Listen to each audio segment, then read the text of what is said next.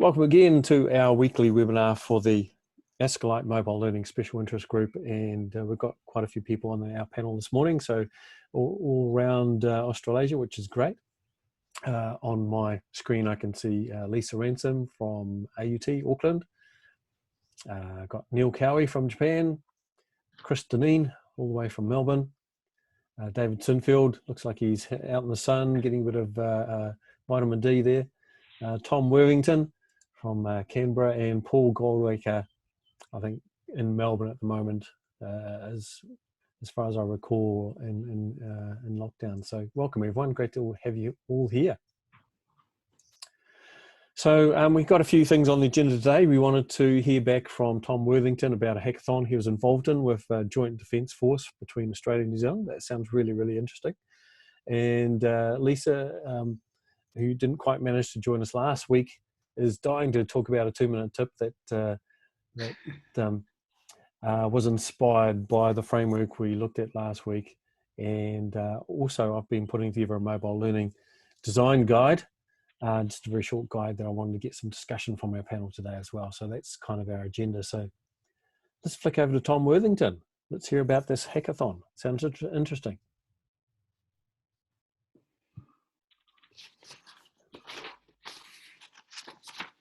Right. Oh, I have got the microphone turned on. Good. Just nod if you can hear me. Yes, we can. Yes, I see some nods. Good. Okay. I'll just turn on screen sharing. Let's see if that works.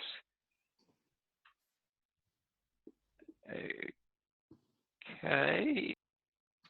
Share screen. Okay. I have to be a bit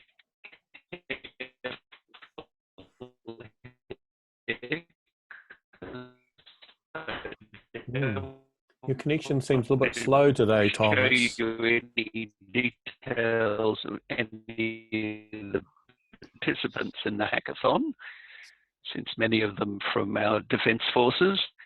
Let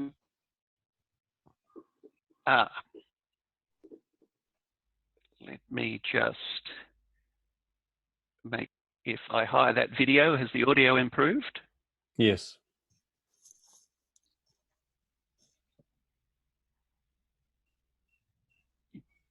Right. Okay, maybe there's just...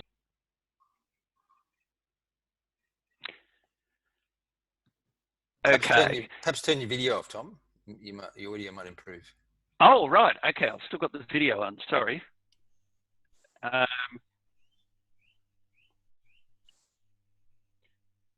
Just have to remember how to do that. Bottom left-hand corner. The problem is when I switch to the share mode. Yeah. Okay. How's that? So it's just, when you switch to share mode, some of the controls disappear. Yeah. Yeah, you kind of got to go out of full screen mode to be able to start seeing things again.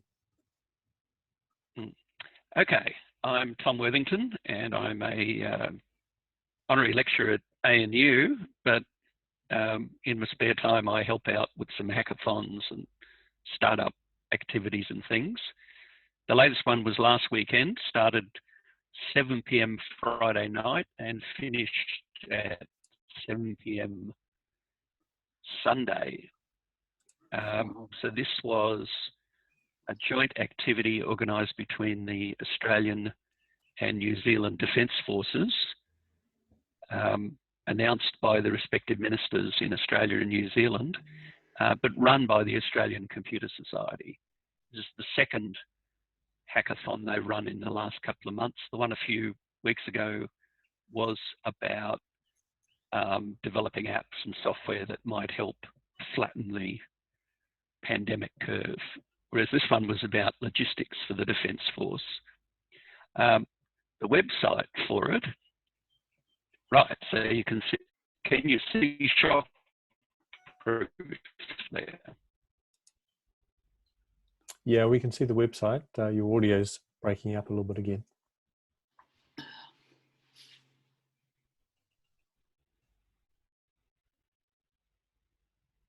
I need some feedback. Okay. maybe a bit of sharing and just talk. Yeah, Better idea. Connection's just I'll just stop. slow today, unfortunately. Okay. That will be my wireless modem. So for the event, there was a website which basically provided a lot of logos of organizations, a place to participate as a competitor. And these need not be people from the Defence Department. They could be from industry and interested individuals. They called for mentors, which is what I volunteered for, and companies to partner. So there were a lot of defence-related companies involved. The basic idea was similar to a software hackathon where you build some software to fix a problem, but this could be in a wider range of fields where you might have an idea for a policy for improving the supply of goods and services in an emergency that defence uses to help the country, or some sort of industrial system or process. And as usual, it was divided up into team forming, building, and then presenting your idea over those days. Slightly unusual in that these things are now held at the moment entirely online. So you don't have the people in a room. These may be people who've never seen each other. And so you have to provide a forum where they can do that.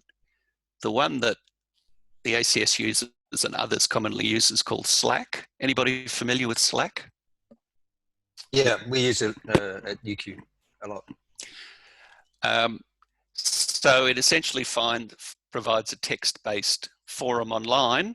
A lot of people use it on their mobile device, which did cause a few problems at times when there were features when people doing things and the mobile version of what they were using didn't have the same features as the desktop version, and there was some head scratching, but generally it worked.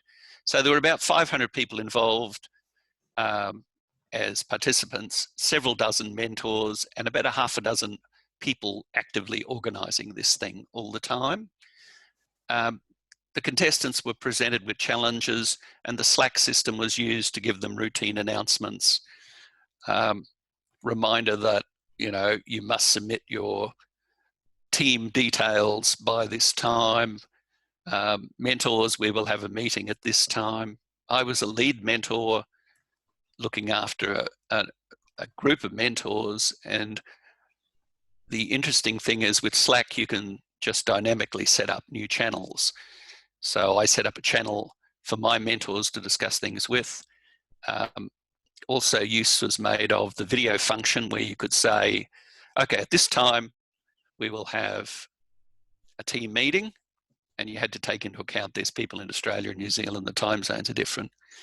They used Zoom for larger scale meetings and the Slack audio video conferencing for the smaller ones, and also for ceremonies.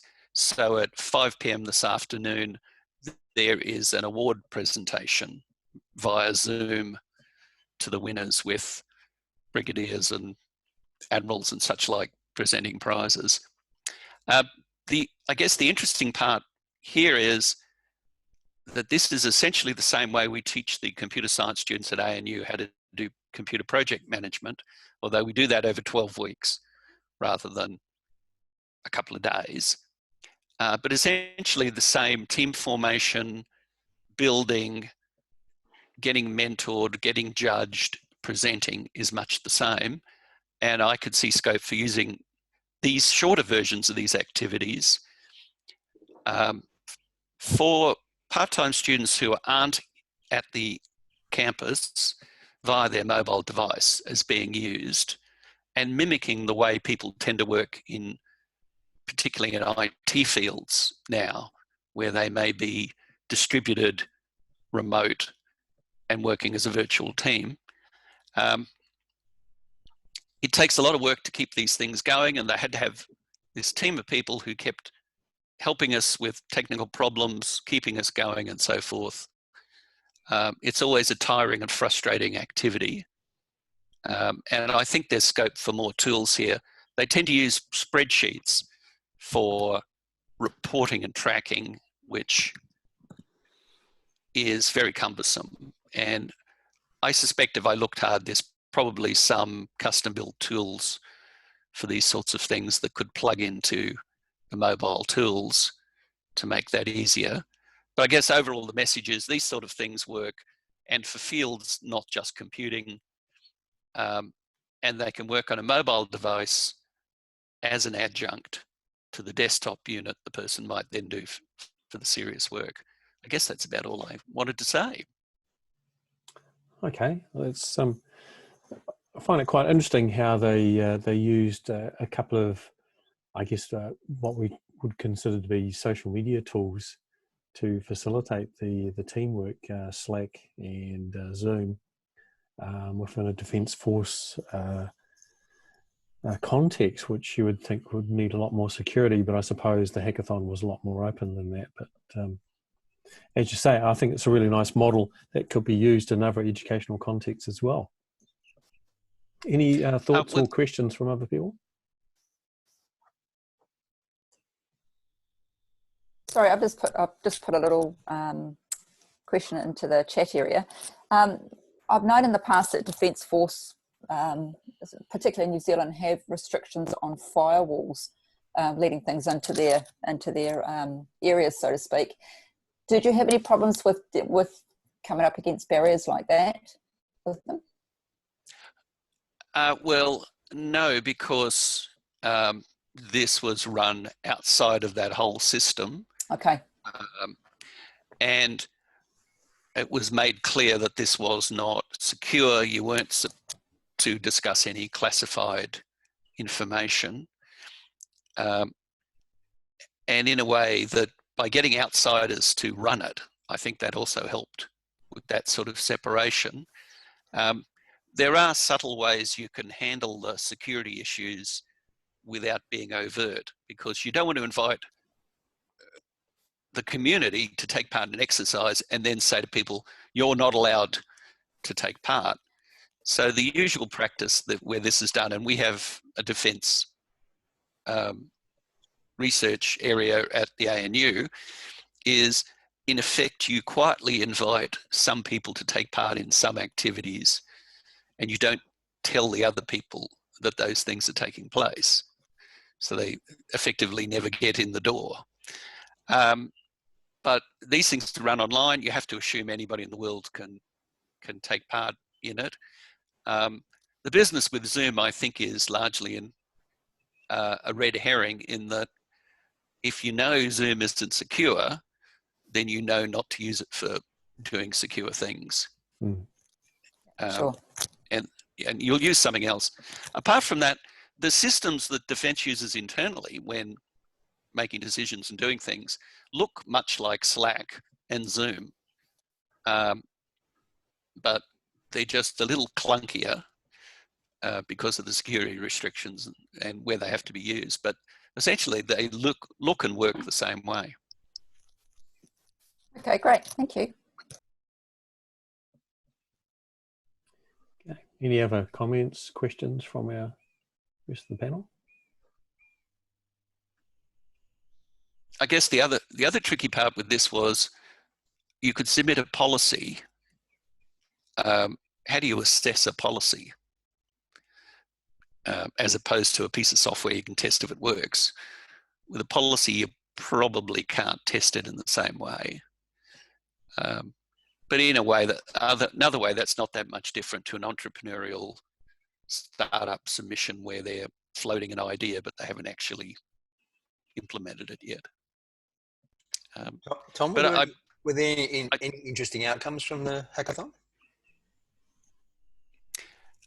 Well, in terms of the products produced, that's all being announced tonight at 5 p.m. But really, these were,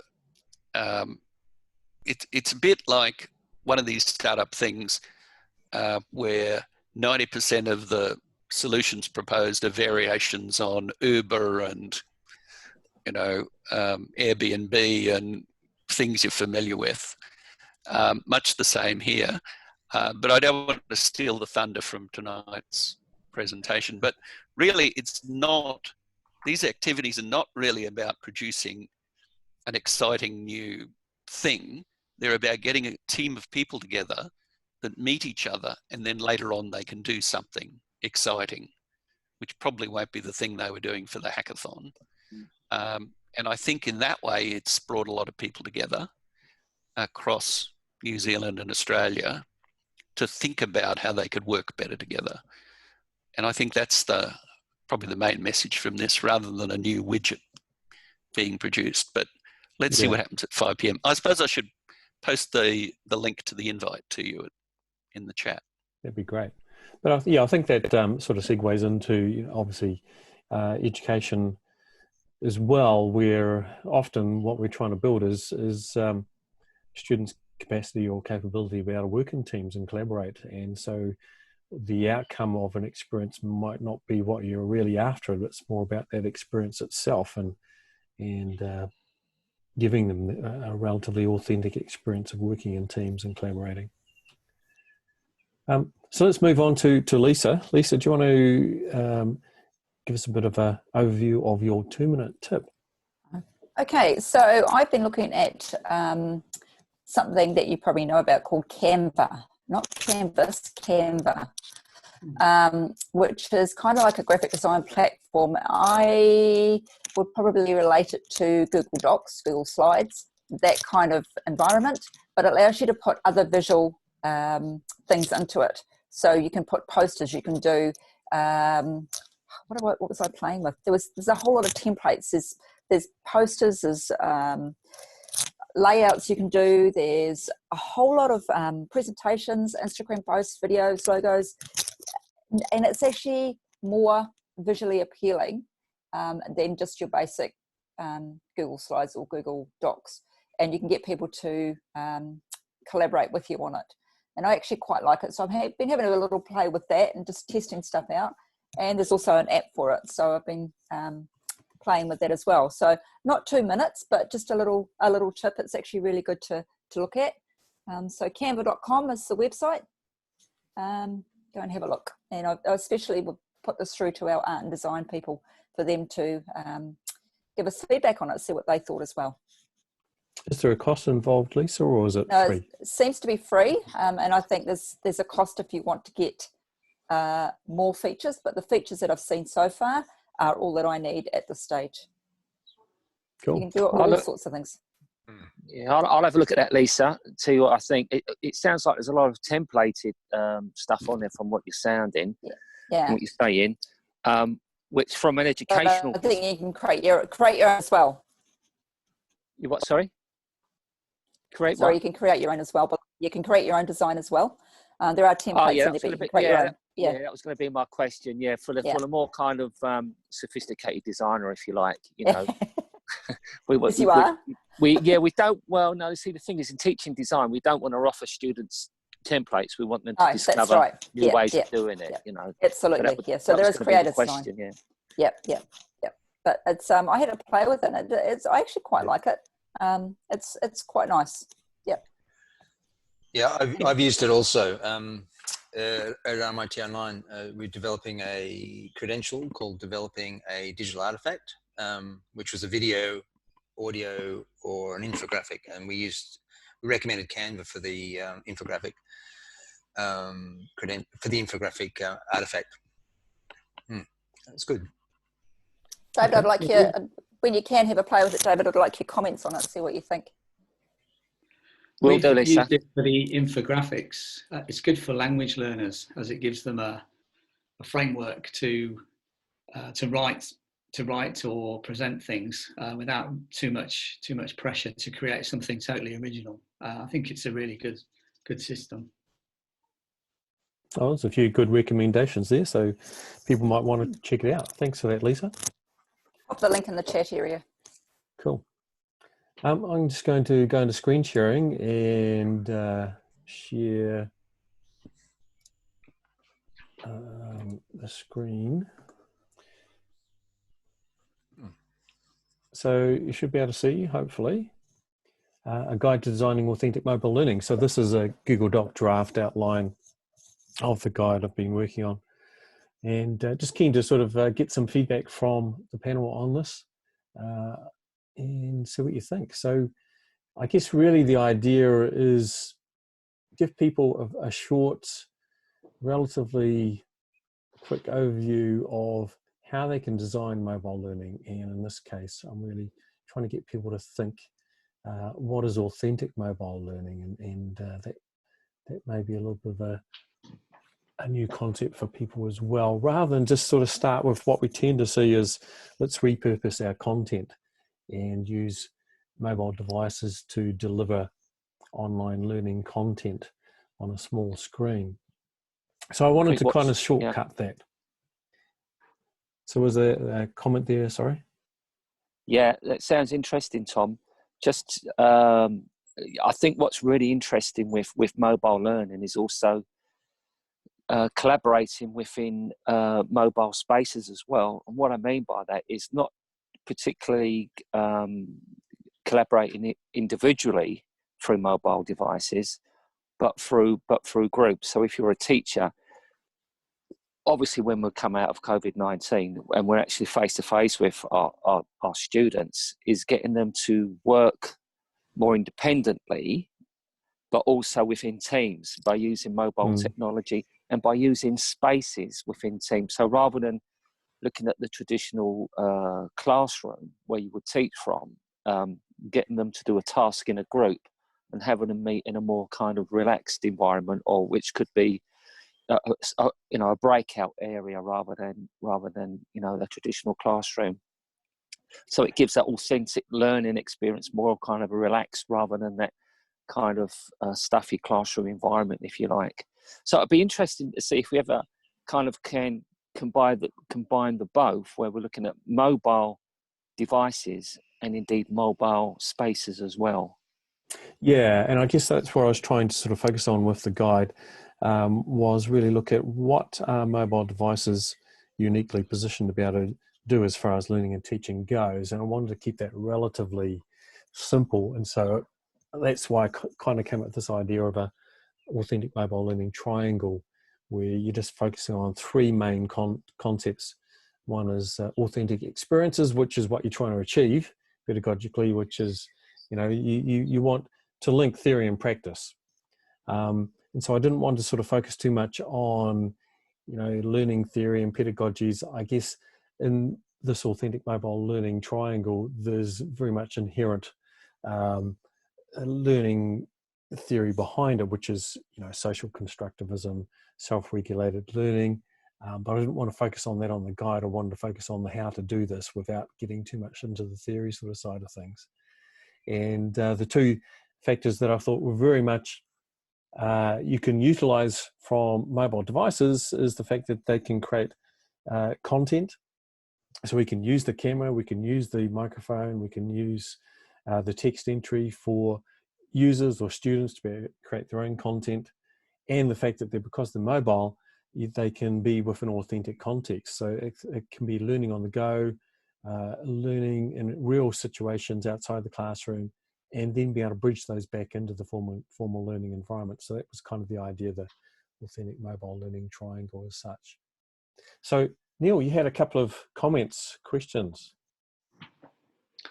Yeah, thanks, Tom. I think it's a very, very nice, stimulating article. My first comment was just, who do you want to aim this at?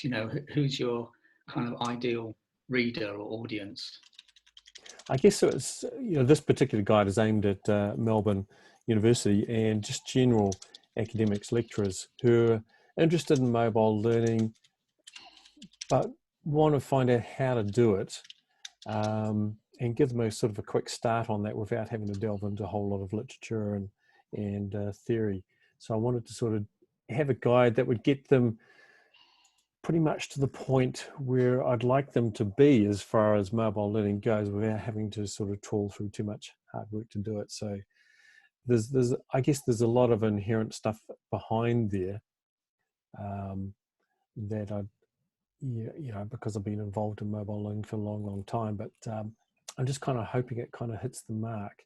But that does come back to your second comment, Neil. Yeah, I was just wondering if I introduced that to my colleagues, you know, how they would take it. And I think the case studies bit, for example, if you could add to that, that would make it a little bit easier to, if you've not done much to do with mobile learning, that will make it easier to process, I think, and to understand. Yes, that that group of like scenarios. So you thought that there should be one on language learning there? Yeah, well, that's just because that's my area, but yeah, of course, everyone's interested in their own. Yeah, and that's probably just an omission that I didn't think of that at the time, but I tried to sort of put in examples from pretty much all of the key faculties at Melbourne Uni. Just a bit of, you know, try to get people to think, how can I apply this to my own context in a very simple way, without them being too detailed or convoluted as such. Sure. So yeah, I think one of your comments, Neil, was what is a user-generated context, and I guess I was kind of hoping that I kind of explained that, but perhaps I hadn't. But yeah, that could be me being a bit thick. No. If I haven't, you know, met the mark, then I need to explain things more. But yeah, so the idea of the user-generated context really is the fact that you have a mobile device, so it's inherently with you wherever you go, and so any situation, any context can become a learning context. So that's kind of the idea, is that students can learn where they want to. They don't have to be stuck in a classroom to learn. And so a mobile device suddenly gives you the ability to learn beyond the classroom, but also to choose authentic and situated learning context. So you can actually be where you would be talking about the theory in class. So if you're talking about experiencing a certain practice, instead of just talking about it with PowerPoint in the classroom, you can actually be where that practice is happening, and perhaps use your mobile device to interview the experts in that field, etc.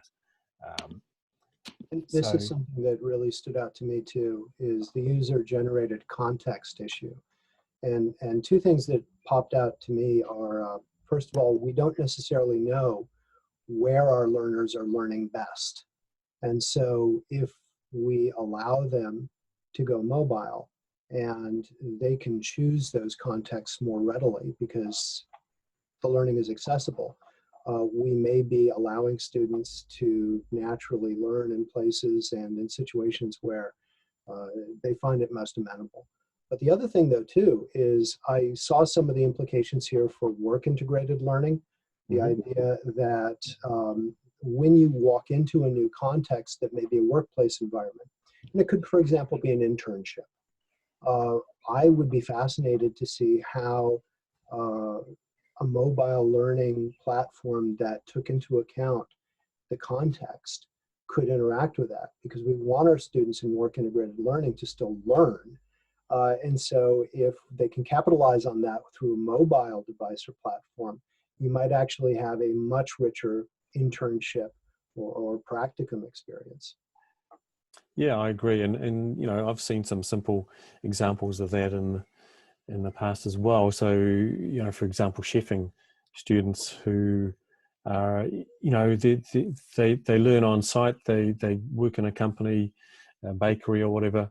How do you know they're actually putting into practice what they've been learning in the classroom while they're recording what they're doing, their practice via their smartphone, and then sending the video either live or, you know, recorded to their tutor to get feedback on their process and the outcome. So, you know, very simple things like that.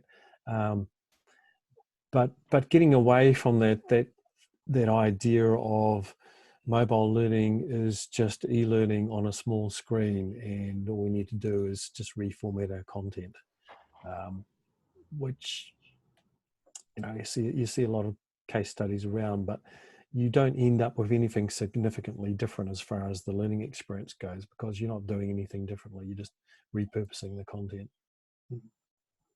Yeah, I'd agree with that. What you said there, Tom. It's and I think it's going to be a bigger problem coming out of COVID-19 as well, where people are still expected to deliver content online and through mobile devices, and not realising its true potential. I see mobile learning as enhancing the classroom, not superseding the classroom.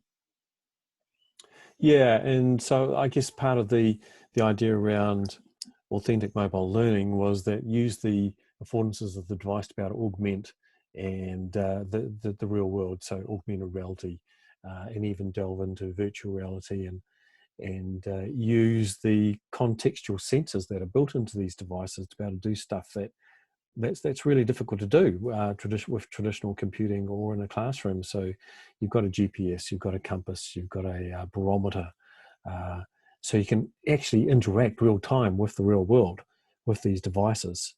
And you just need to sort of think around the design of what is an authentic learning experience that can achieve that.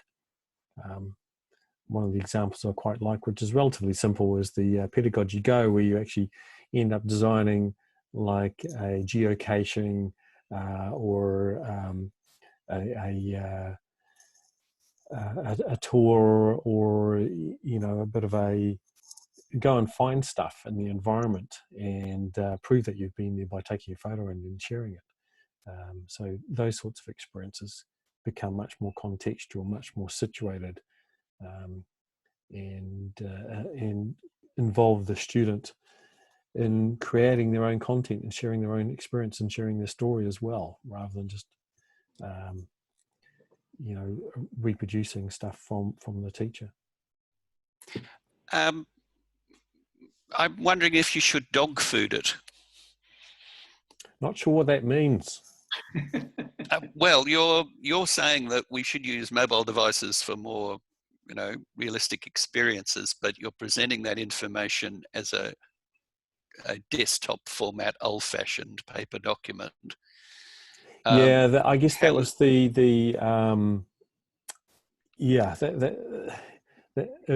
a guide. How would you express it in a mobile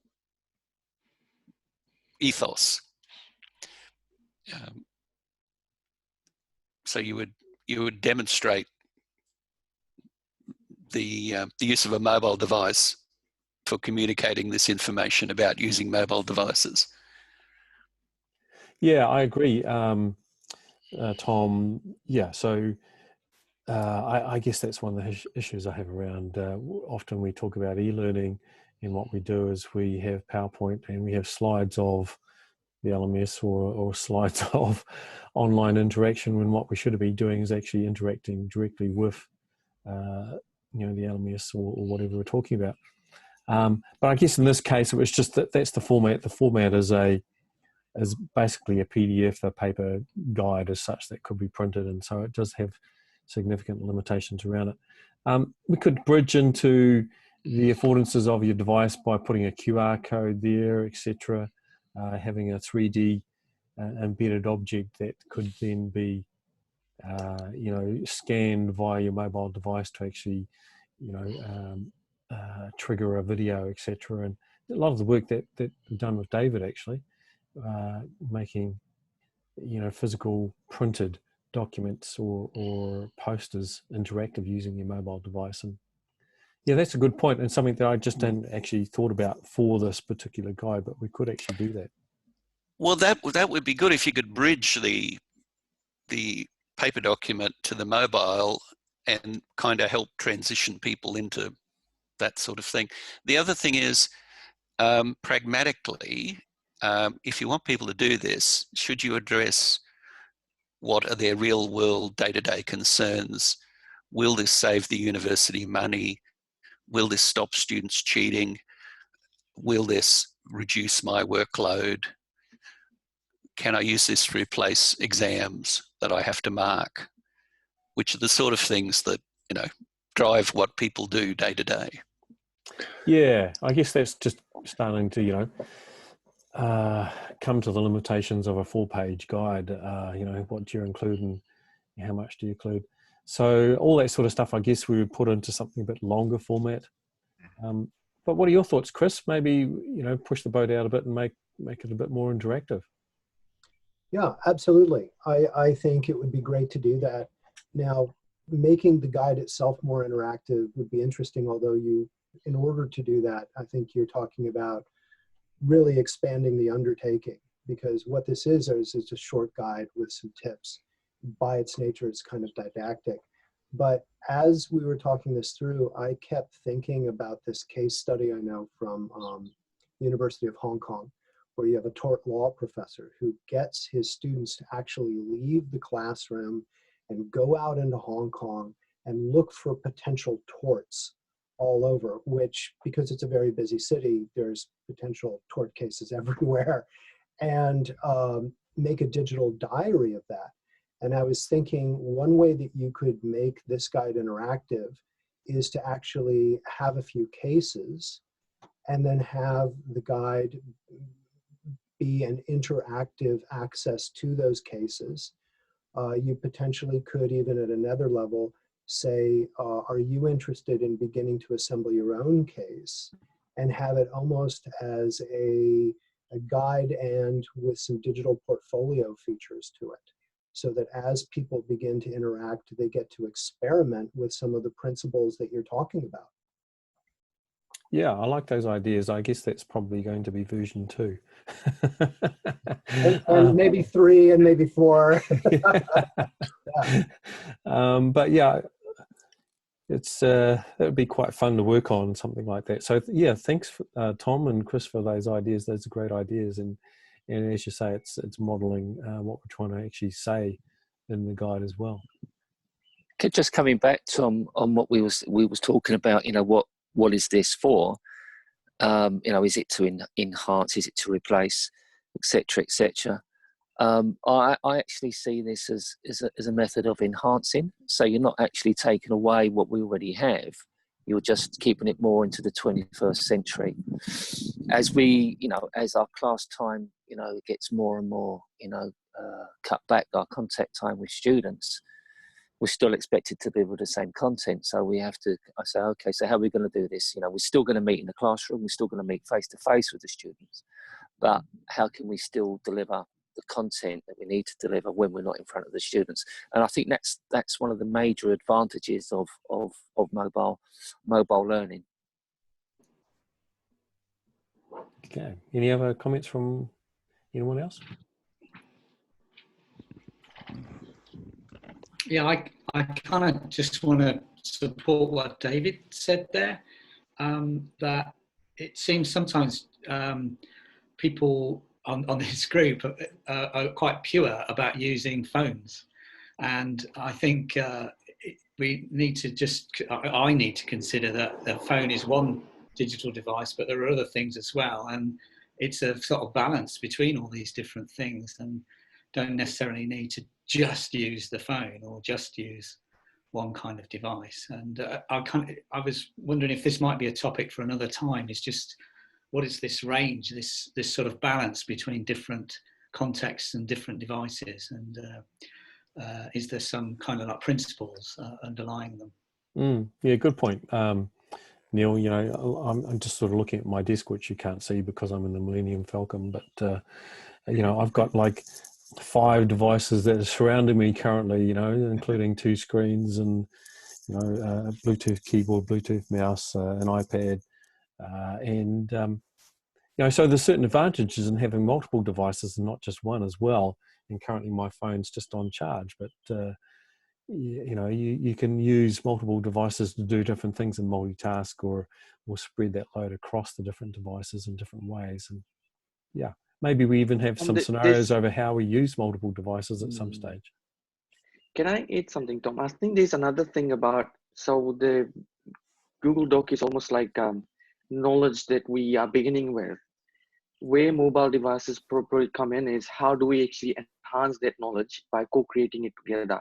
So again, something that Chris said and Neil said and also Dave was, how do we create knowledge by collaborating together? And that's where mobile devices come in. So creating a community, engaging and enhancing collaboration, that's where the devices actually come in. And so something like this makes sense in a way to not have it on a mobile phone, because it just makes it hard to read.